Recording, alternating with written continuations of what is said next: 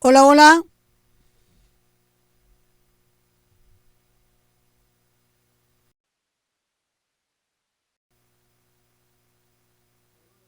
Hola, hola, hola, hola, hola. Bien.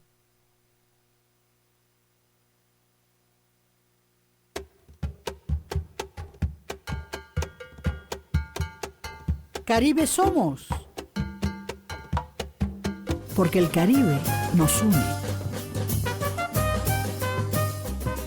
Y ahora en Navidad, ay, ay, ay, en Navidad nos une mucho más porque viene nuestra gente de la diáspora a reunirse con su familia y a pellizcar ese cuerito de cerdo a la puya.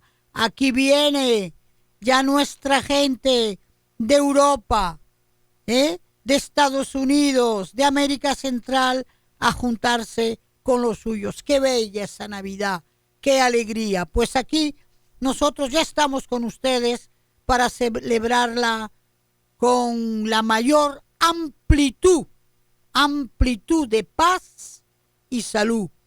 Entonces aquí hoy, queridos amigos, vamos a recibir la artista plástica y visual Iris Pérez. La vamos a recibir como tal, como artista, pero también nos va a hablar de todo lo que ella hace en la Escuela Nacional de Bellas Artes, que se encuentra en la calle del Conde, zona colonial, ya que nuestra Iris Pérez es directora de esa escuela después de haber sido alumna. Así que nos vamos a enterar mucho. Y claro, ella es un amante, Gustavo, de Cisaria Évora, la Cisa. Entonces vamos a poner, Gustavo nos va a alimentar, Gustavo, nos vas a ir alimentando con la Cisa, ¿verdad? Con temas de esa morna du Cabo Verde. Bien, entonces vamos a seguir hablando de lo que nos une siempre, nuestra literatura. Y hoy sí que voy a hablar de abril en adelante, de nuestro Marcio Veloz Maggiolo, de abril en adelante. Y nada, óigame bien, mar y tierra adentro. El país da para mucho, el país da para todo. Del turismo más ecológico y más bohemio hasta el turismo más lujoso. Y hoy vamos a comentar qué es el concepto Club Med. El Club Med, Club Mediterráneo, se ha escogido los puntos más maravillosos de nuestra isla. Y vamos a ver por qué. Y nada, aquí estamos, en una ciudad abierta, llena de la memoria criolla del Charamico, del cual hablaremos contigo aquí, Delia Blanco, en Radio Funglode, la radio de la proximidad, tu radio. Por el mar de las Antillas anda un barco de papel. Por el mar de las Antillas. Anda sin timonel. Pues sí, por este mar de las Antillas, nuestro Nicolás Guillén nos habló de ese barco que nos trajo toda la africanía a nuestro Caribe amado, pero que también nos trajo Europa y que también desplazó a muchas poblaciones de isla en isla, ¿ok? Pues hoy vamos a comentar lo que dentro del mar de las Antillas da vida la música. Fíjense bien, la música, ritmo, pero ¿qué hizo que la resonancia musical evidenciara la imagen de un Caribe tapado, callado, un Caribe casi inexistente, si no surgen esas músicas que, óyeme bien, Gustavo, después de la colonización, después de la colonialidad, ese Caribe surge a través de la música para el conocimiento ya en el siglo XX de esas sociedades. Porque dime tú a mí, si sin que importara la pertenencia política, pero si no fuera, por ejemplo, la llegada de Antonio Machín a España, cubano, la llegada de Celia Cruz a Estados Unidos, cubana, si no fuera la migración de Johnny Pacheco, dominicano, si no entendiéramos la conexión de Oscar de León, si no entendiéramos el Rubén Blades, la conexión, si no conociéramos la rítmica de Ray Barreto, Puerto Rico, ¿cómo, dónde y por dónde nos hubiese llegado el Caribe? Porque la música es de conexión inmediata. La literatura es de una conexión mucho más probada en lentitud, en intelectualidad. Pero déjame decirte, cuando arrancó al mundo el cha-cha-cha, no fue poca cosa, pero cuando también arrancó por el mundo el mambo,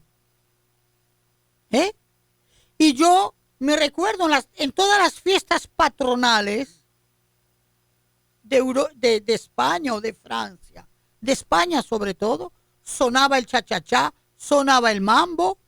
Entonces, la música del Caribe es más que un baile, es un elemento conector de realidades, de países y de culturas. Y no importa, vamos a dejar de lado la política, vamos a tomar en cuenta esa capacidad que tiene la música del Caribe para reunir a todos, y la capacidad evolutiva. ¿Tú te imaginas Duke Ellington? Cuando Duke Ellington va a fusionar con los ritmos del Caribe, viaja a Cuba, y además de eso, cuando el jazz se, ¿verdad?, unifica a la melodía, al soul, al sentimiento, ¿verdad? Por ejemplo, de las músicas cavernáculas y polirrítmicas, cuando tú oyes una salve o un congo o una mangulina, tiene ese sentimiento de melancolía que tiene el blues y la música soul. Entonces sí, elemento cultural, conector del mundo con el mundo, elemento cultural que destapa totalmente y rompe con las fronteras, porque tantos músicos y grupos de Venezuela que se han unido con tantas voces del Caribe que fueron a exiliarse. Pero fíjense ahora cómo se ha apropiado también Colombia del merengue y de la bachata. E imagínense qué bandera extraordinaria cuando usted piensa que hoy, por ejemplo en Europa, en la Plaza de la Bastilla, en la Plaza de la República, los viernes en la tarde, la gente se reúne a bailar bachata, grupos. Entonces, hay que estudiar la música del Caribe desde una perspectiva antropológica y societal, como un elemento que, como ese barco de ida y vuelta, trae y lleva en todos los momentos y en todas las épocas la música del Caribe. Entonces les pedimos les pedimos que tomen en cuenta ese viaje musical por el Caribe que les va a ofertar mucho, mucho conocimiento. Con ustedes aquí, Delia Blanco, y tomen en cuenta también cómo viaja y se mueve el jazz caribeño por el mundo entero. Entonces vamos ahora con una pieza. ¿Tú sabes qué? Vamos a poner como memoria de este Caribe que viaja, vamos a poner un mambo de Pérez Prado. Vamos a fijarlo ahí.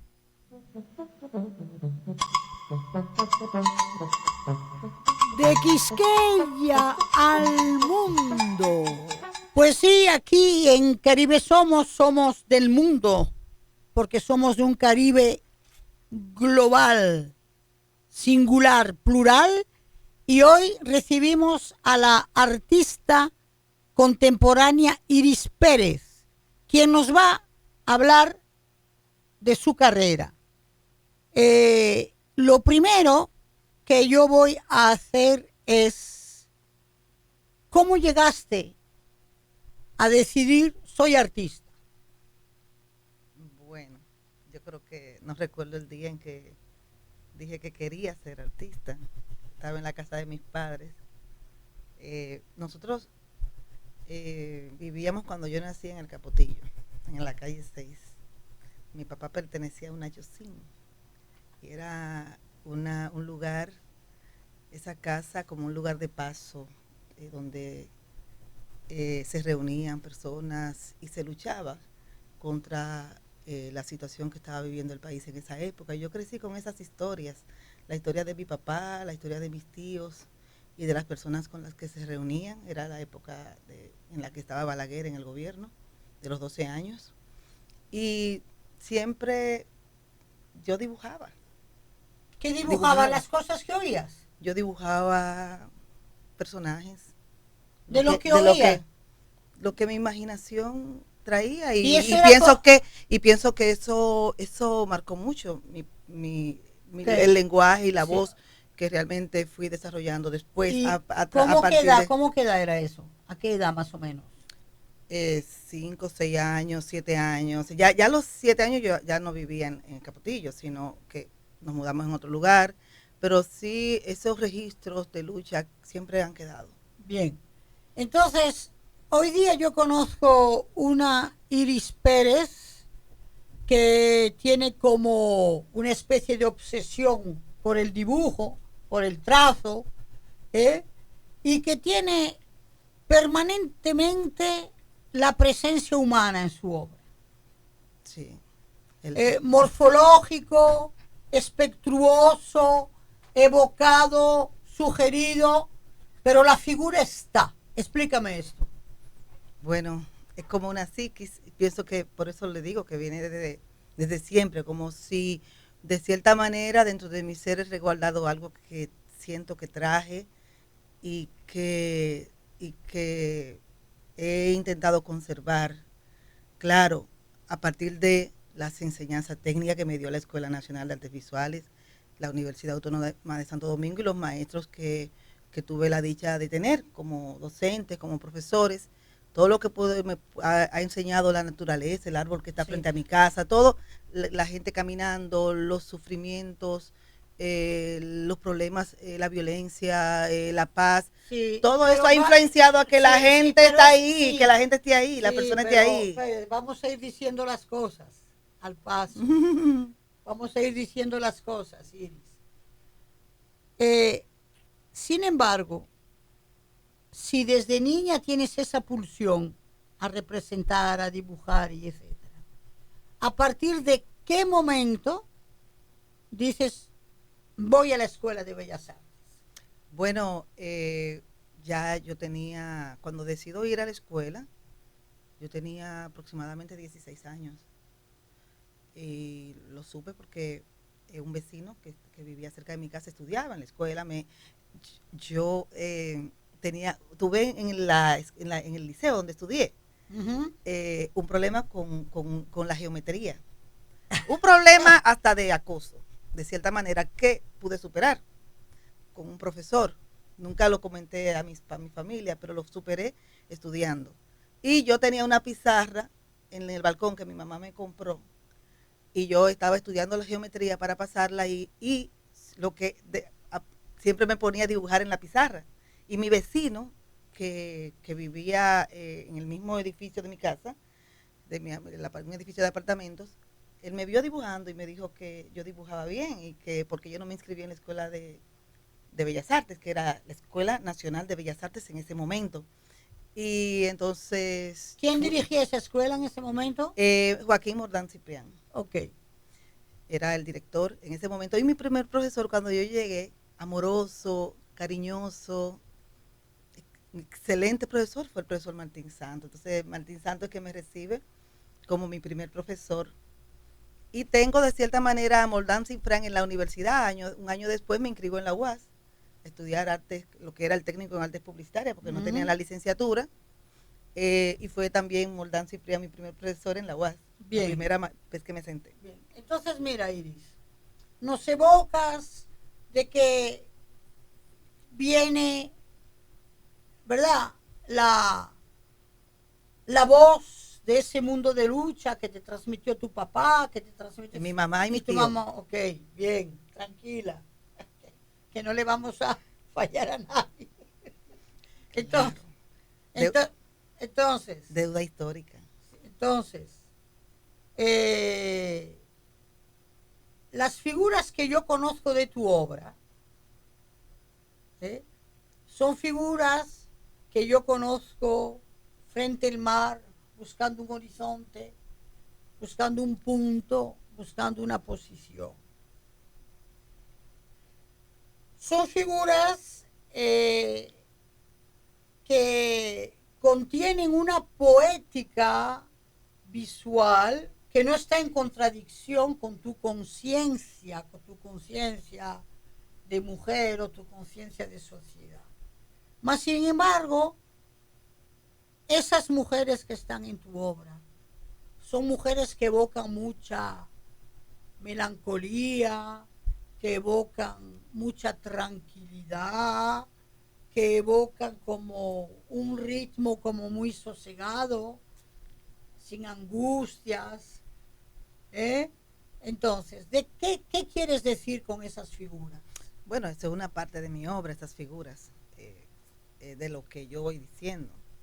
Es muy amplio el proceso y hay toda una producción que una parte de esa figura que está frente al mar. Yo vivo frente al mar, vivo en esta isla, en esta dominicana desde donde ha salido toda mi obra, y me alejo como para mirarla así desde lejos y regresar cuando salgo a buscar horizontes de manera temporal.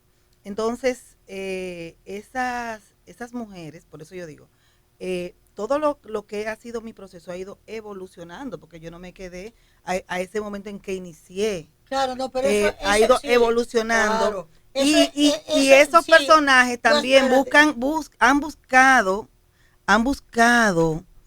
esa, y tienen esa inquietud también espiritual, esa inquietud ecológica, esa relación que han ido cultivando con la naturaleza. Y entonces simplemente también esos personajes dicen que hay cosas que pasan, que suceden, pero también tienen una conexión con el entorno, una conexión con el mar. Sí, justamente. ¿Entiendes? Sí. Pero está bien, tú has dado tu explicación y es obvio que todo artista tiene un antes paulatino que va evolucionando. Claro. Pero a mí lo que me interesa aquí para mis oyentes de hoy, contemporáneos, jóvenes, que cojan, que capten ahora mismo y que quieran ir más lejos o más adentro, ¿verdad? Sí, claro. Porque es obvio que no podemos hacer un trabajo enciclopédico en una radio. No, claro. Claro, ¿verdad? Entonces, a mí lo que me interesa es, tú como artista, ¿verdad?, contemporánea hoy, ¿cómo tú enfocas como artista tu compromiso, tal como tú lo has evocado, con mucha efusión, la violencia, el género, esto y lo otro. ¿Qué es ser artista comprometida para Iris Pérez de manera inmediata en la sociedad en la que estamos ahora?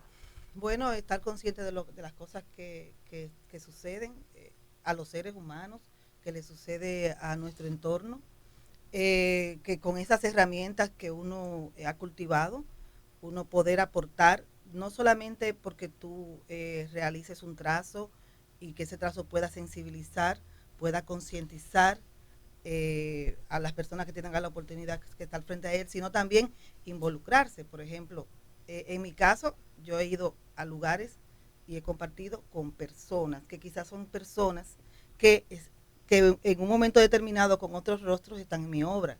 Bien. Y entonces tanto en talleres, en jornadas, cuando decido hacer performance, también es una conexión directa con las personas. Y entonces, en mi rol docente también, como claro, profesora, trabajando con jóvenes, sí, y creando conciencia, ayudando a crear conciencia, sí, a ello. Entonces, que no solamente lo veo solo en mi caso, cada sí, creador. Pero estamos convencidos, no, pero en mi caso, cada persona tiene como su manera de cómo utilizar el arte como una herramienta o un arma o como lo quiera llamar para poder crear, hacer esto que usted me plantea en esa pregunta. Entonces, y paralelamente, crear, dejar que también, darme la oportunidad de vivir procesos de creación bien profundo para que el arte también me ayude a mí. Bien, pero que el arte te ayude a ti en todo ese proceso, porque el arte, ¿verdad?, transmite a nivel societal, a nivel pedagógico, a nivel educativo, pero a ti también te da. Si no me da a mí, no puedo dar. Entonces, has tenido todo un proceso internacional. Yo hablo de lo que yo sé de ti para transmitirlo. Sí, claro. Okay. Entonces, has tenido un viaje que creo haber significado mucho para ti en China. ¿Podrías hablarnos un poquito con precisión para que los oyentes entiendan eso? Sí, bueno, ya he participado en 4 ocasiones en la Bienal de Beijing. La primera vez fue en el 2010 y fue muy importante porque era la primera bienal importante internacional en la que participaba. Y estuve allá y compartí con artistas, creadores de tantos países, y que pude ver directamente conversando su cultura, hablar sobre su cultura, conocer su obra, compartir en salidas organizadas por la Fundación de la Bienal con la Asociación de Artistas. Porque la Bienal de Shanghái. La Bienal Nacional de Beijing. De Beijing. Sí. Ok. Justamente estás hablando de eso. Justamente esa China que nos es tan lejana, que tan poco conocemos. ¿Qué te pareció en términos organizativos esa Bienal? Totalmente organizado. No había nada sin planificar. Todo era un orden y todas las personas que estaban involucradas sabían lo que tenían que hacer. Ellos nos esperaron con una bienal montada, con un libro impreso, con unos videos internos de promoción, con toda una serie de decanes para cada participante, con un hotel donde nos alojamos y motivaban encuentros. Y no solamente era una bienal de Beijing, ellos... en Beijing, pero para el mundo. Sí, pero como paralelamente nacional. Porque ellos comienzan, cuando la invitación llega a nosotros, ellos tienen mucho planificándola internamente de forma regional. Porque está vinculada con las escuelas, la organiza la Asociación de Artistas Visuales de China. Es la asociación, lo que sería hoy el Colegio de Artistas Plásticos. Sí.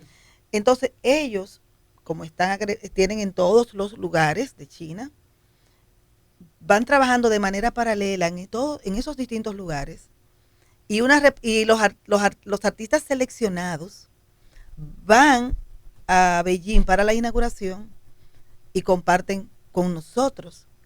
Y paralelamente tienen una gran exposición de todas todas las regiones de China. Entonces, ¿te pareció en ese momento que estabas en una bienal competible con cualquier bienal del siglo XXI o del siglo XX? Bueno, la Bienal de Beijing es una bienal nueva que surge a partir de que se realizaron las Olimpiadas de Beijing. Sí. Ellos la crean para que sea una gran bienal que ha ido fortaleciendo con el tiempo a medida que han pasado los años y con una relación con los países en los que China tiene embajada. En el caso mío, yo no fui como país, yo fui como país, claro, pero no como una invitada porque China tuviera embajada, sino que yo fui seleccionada para la exposición internacional por los curadores de China. Bien. Y recuerdo que estaba el curador, uno de los curadores también, y curadores internacionales, estaba el que organiza la Bienal de Dakar en ese momento, y de otros países. De Dakar Art. Entonces, pero paralelamente, ellos tienen países invitados que van con una comisión de artistas seleccionados por esos países, por medio de sus embajadas, que yo me imagino que ahora que República Dominicana tiene embajada en China, vamos a tener la oportunidad de nosotros también ir como país. Bueno, pues aquí tenemos un llamado, ¿verdad? A Claro. que se organice como país la invitación a la Bienal de Beijing. Perfecto. Entonces, Iris, como tú sabes, este es un programa con diversas cápsulas. Entonces, antes de pasar a otro encuentro contigo, en tu función de directora de la Escuela Nacional de Bellas Artes, te voy a hacer una pregunta que quiero que me contestes con sencillez. Es decir, los críticos de arte, los curadores, los susodichos especialistas tienden a enmarcar la obra de un artista adjetivándola, que si expresionista, impresionista, minimalista, surrealista. ¿Cómo tú definirías tu obra? En términos curatoriales, por ejemplo, que pudiera pertenecer, ¿verdad?, a una factura. Bueno, yo, mi obra siempre ha salido desde aquí, desde esta tierra, de estas raíces. Y dentro de lo que es un género, mi obra siempre ha sido muy expresionista o muy, en muchos casos, intimista, principalmente cuando yo inicié. Siempre fue muy íntima, muy que salía desde donde yo he ido creando y la búsqueda interna que he ido llevando. Pero realmente, sí, dentro de lo que es la historia del arte universal, es muy expresionista. Bien. Pues, ahora surge de aquí, surge de esta isla, surge del mar y de nuestros conflictos y de nuestra espiritualidad. Bien. Bueno, vamos a quedarnos con la idea de que yo la comparto, que es una obra absolutamente expresionista, como factura y después como discurso, ¿verdad?, poético, gráfico y visual, así como lo dice la propia artista, que es intimista en cierta periodicidad, pero también espiritual. Bien. Entonces, ha sido un encuentro con nuestra Iris Pérez, artista contemporánea dominicana, que recibiremos con muchos más propósitos más adelante, y que hemos tenido el honor de contar con ella en varias exposiciones colectivas que hemos organizado. Entonces, vamos ahora, Iris, nos vas a decir qué música, que me hablaste de una gran cantante, te gustaría con la que vistiéramos el programa. Ay, yo quisiera mar adentro, estaría Évora. Ok. Mar. Ok, que ya tú sabes, Gustavo, vamos con la Cisa do Cabo Verde. Saudade do Cabo, con Cisa Évora.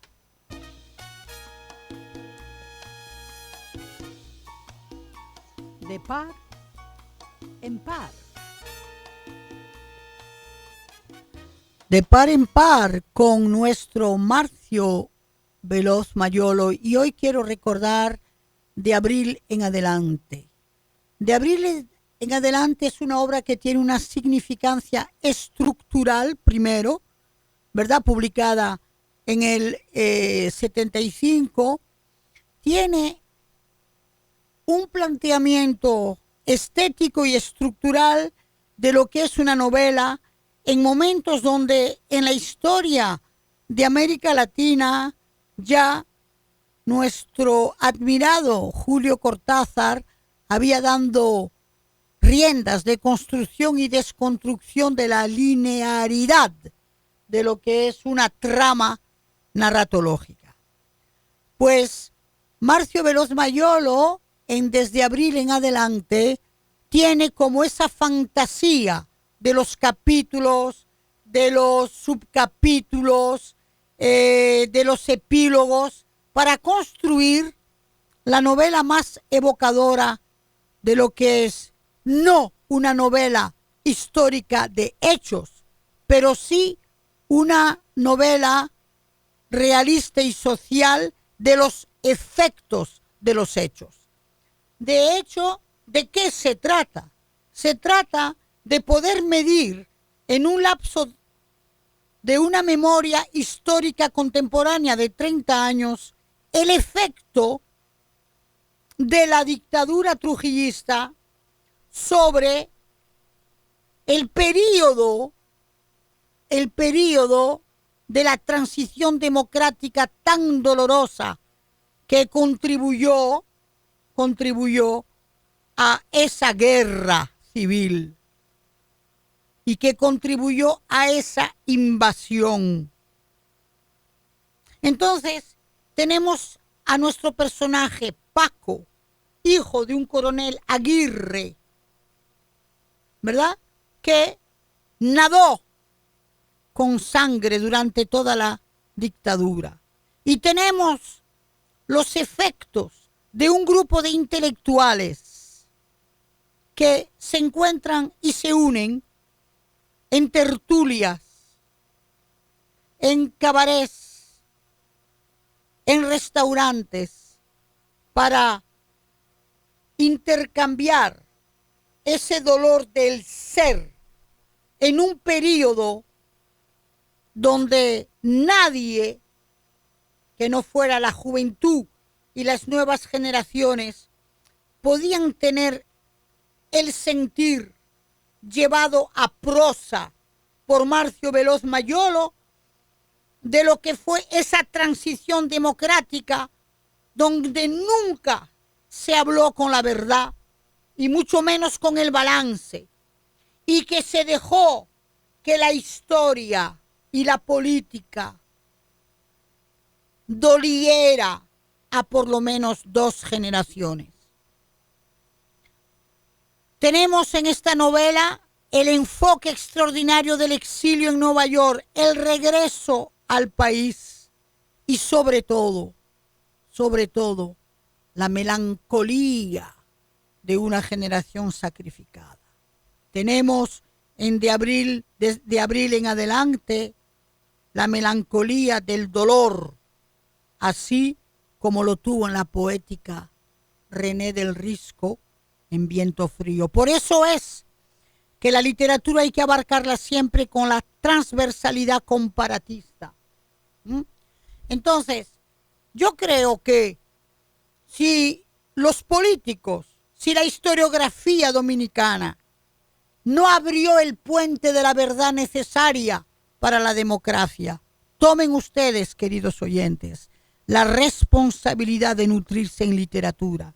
Y si tú quieres conocer más los balbuceos democráticos de tu sociedad, tienes que empaparte de Marcio Veloz Mayolo, que por cierto era un enamorado de la música.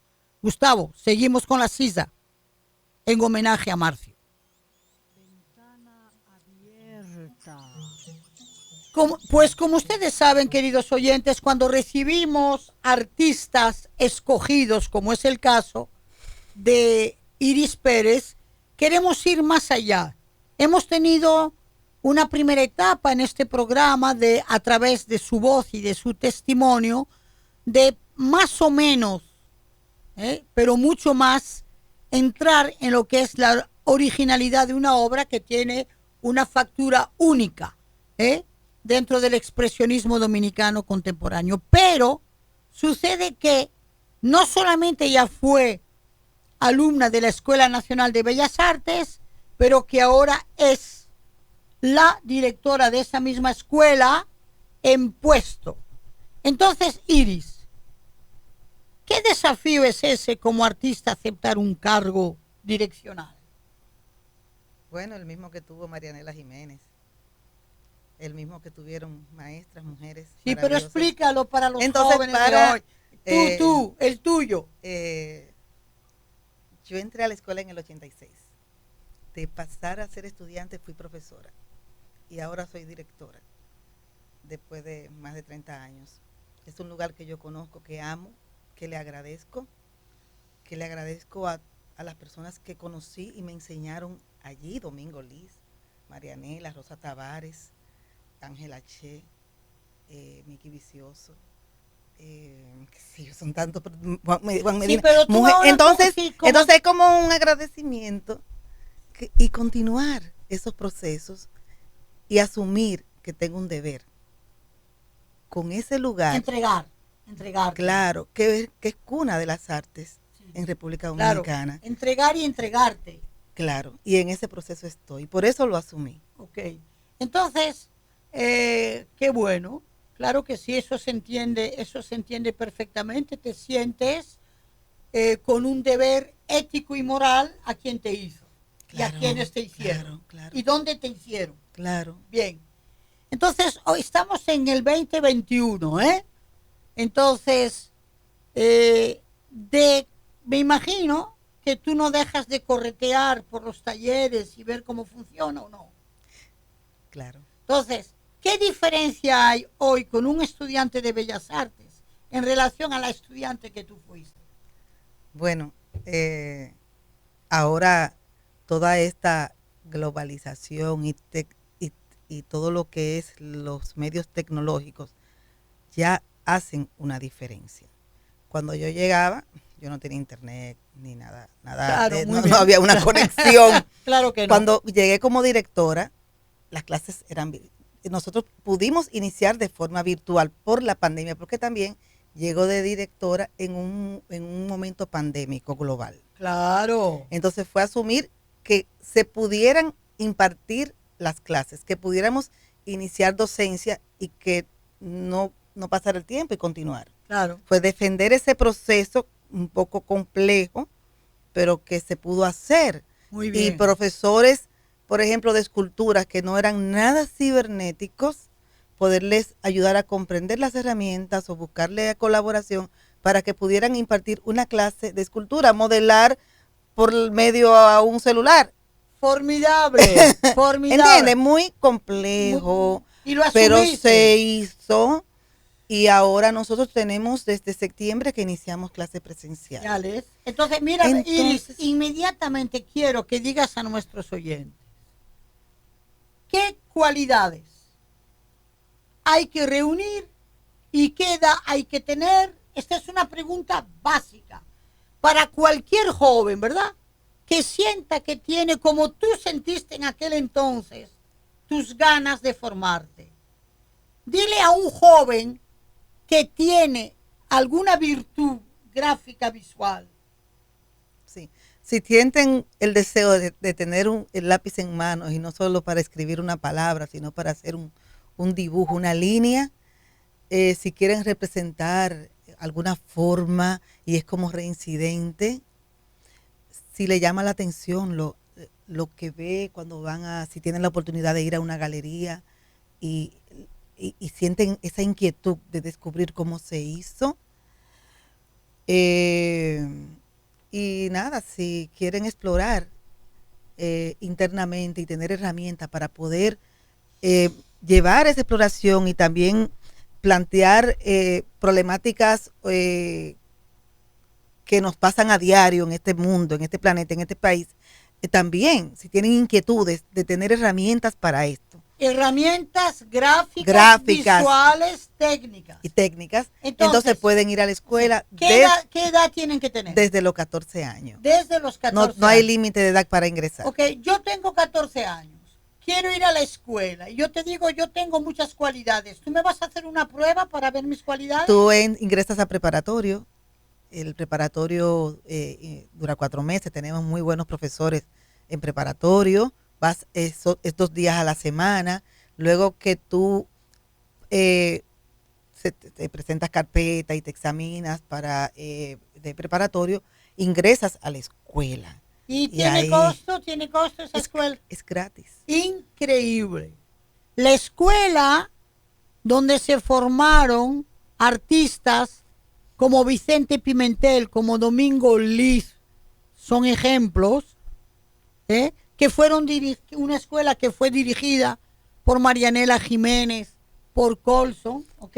Y es gratis. No podemos decirlos todos, pero creo que he evocado nombres de una gran trascendencia. Ahora, yo te hago una pregunta, Iris. Una vez que yo tengo el diploma de la Escuela Nacional de Bellas Artes, ¿ese diploma me da entrada a ir más lejos en la UAS, por ejemplo, o en APEC? Bueno, el plan de estudio de la escuela comprende 4 años a partir de tu ingresar a preparatorio. Pero nosotros somos una escuela de nivel medio. Porque tú ingresas a los 14 años, pero tú puedes ingresar a los 18 o a los 30. Sí. No hay problema. Lo que es el nivel académico es nosotros estamos trabajando con la revisión curricular y también no nosotros, la Dirección General de Bellas Artes, que es como nuestra casa, y la Dirección de Educación y Formación artística especializada, junto con las distintas escuelas de Bellas Artes, estamos trabajando con la revisión curricular y el rediseño, y también diseñando lo que sería un nivel de grado. Bien. Estamos trabajando con eso. Un nivel de grado. Te hago una pregunta. Un muchacho que sepa dibujar a una muchacha, que tiene ambición hacia la publicidad, ¿recibe formación en la escuela? Sí, porque claro, es que la escuela, entran muchos jóvenes y adultos y tú puedes dedicarte a las artes, como yo le digo a veces a mis estudiantes, tú te puedes ser un artista como Pelletier, como José Almonte, como Marcia Guerrero, como Rosalba Hernández, como que sean quizá una generación más joven como nosotros, o Vicente Pimentel y Elsa Núñez, que todos estuvieron en las aulas. Pero también tú puedes dedicar los conocimientos que te da la escuela para la publicidad, porque te da herramientas, te da condiciones para ser una persona más crítica, escribir sobre arte o sobre tu entorno, para ser un mejor ser humano. Claro, bien, sí. Entonces, una pregunta. Se ríe. Sí, me río. Me río. Porque Iris es así. Es decir, nunca abandona del trazo del ser humano. Es así ella. Y ella tiene una obsesión por salvar al ser humano. No. Y eso es lo bello. Eso es lo bello de su personalidad, de su espiritualidad y de su entrega. Tiene una entrega plural, porque inclusive ella participó con un proyecto, yo diría, ecuménico, en el Santo Cerro, de construir una cruz con el esquema y la factura total de lo que ella hace en escultura. Es decir, que es una artista sumamente abierta para todo lo que pueda dar superación. Uh-huh. Eso lo sabemos y por eso la queremos. Pero la admiramos también por su obra, que es una obra realmente que tiene, digamos, un lenguaje gráfico y plástico único dentro de las facturas de la posmodernidad dominicana. ¿Ok? Y yo quiero contar una simple anécdota aquí a la artista directora de Bellas Artes, que ella, por ejemplo, tuvo la honra y el honor, conducido por mi persona, de tener en su taller de visitante al nieto de Albert Camus, a David Camus, que se fue de este país enamorado de su obra. Y lloró en mi taller. Y que siempre me pregunta por ella. Pero a la directora aquí de la Escuela Nacional de Bellas Artes, una pregunta. ¿Qué actividad o qué exposición tienen ahora mismo? Bueno, nosotros tenemos ahora, que se abrió el viernes, Tras las Huellas, porque tenemos la sala Jaime Colson, que es un espacio académico, donde es como una continuidad de los procesos educativos de la escuela, tanto para los estudiantes como para los egresados o para las personas que se formaron. Entonces, Tras las Huellas, en el mes de la no violencia contra la mujer, presenta a mujeres egresadas, mujeres que se han formado en la escuela. Si quieres y hablar de la estudiantes. memoria del 25 de noviembre, la memoria histórica de las hermanas Mirabal, que claro. dejó. Exacto. Entonces, Tras las Huellas es un resultado que inicia a principio de año, reuniéndonos con mujeres egresadas y formadas, con las estudiantes, sabiendo en que, por ejemplo, artistas que quizá tienen mucho que no exponen, que salieron de la escuela, como visibilizando qué está pasando con ellas, qué están haciendo, de qué manera nos podemos reunir, aprovechando esta oportunidad, este momento, y también motivarlas a la creación. Y muchas hicieron su obra a partir de la invitación a participar en esta muestra y van a seguir creando. Qué bueno. Entonces, pues qué bueno que aquí Iris Pérez en Tras las Huellas nos recuerda, sí, estamos en la memoria nacional e internacional de la lucha de las mujeres. Honra República Dominicana ese 25 de noviembre y lo honra también todas las mujeres, pero hombres también, que se unan a este homenaje trascendental.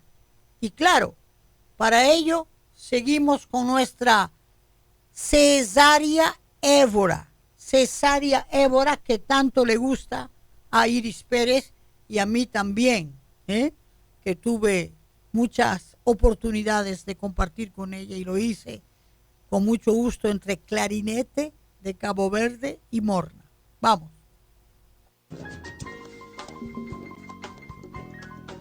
A rienda suelta.